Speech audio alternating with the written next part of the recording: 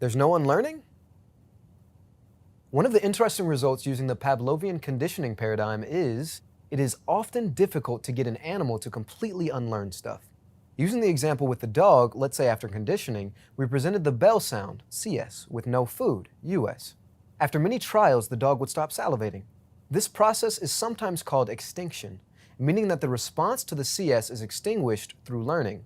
Don't confuse it with the kind of extinction in the last class, though. That is the condition that is associated with unilateral neglect. The two are totally different phenomena, just happen to be called the same way.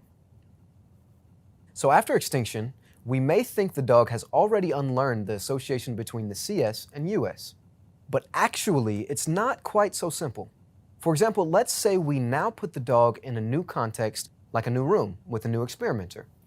Now the CS alone without food may get the dog salivating again. This effect of showing response again in a new context is called contextual renewal.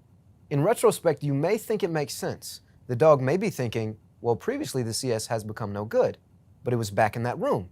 Now with this new experimenter in this new room, maybe things will be different. Maybe CS will predict food again. Regardless of whether the dog may think like that, what is clear is that the previous CS-US association has not been completely erased. What happened during extinction then? Apparently, it must be that the animal learns a new memory rather than unlearns the conditioning. The new memory is probably something like, in this context, now CS doesn't predict the US anymore, but it never really forgets the previous CS-US association. And it is not just dogs. In fact, many of these experiments are done in rodents, so they may be more sophisticated than you think. And in rodents, researchers have used sophisticated physiological methods like optogenetics to work out the neural mechanisms underlying extinction learning. What they found was that a region of the prefrontal cortex, the ventromedial prefrontal cortex, VMPFC, seems to be important for the acquisition of extinction memory. We will go through the evidence supporting this in more details in the next section. The fact that extinction is learning new information rather than unlearning old information has important clinical implications.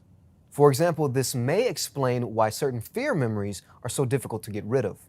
In general, it seems that we just don't have the option of voluntary deleting or overwriting our memories.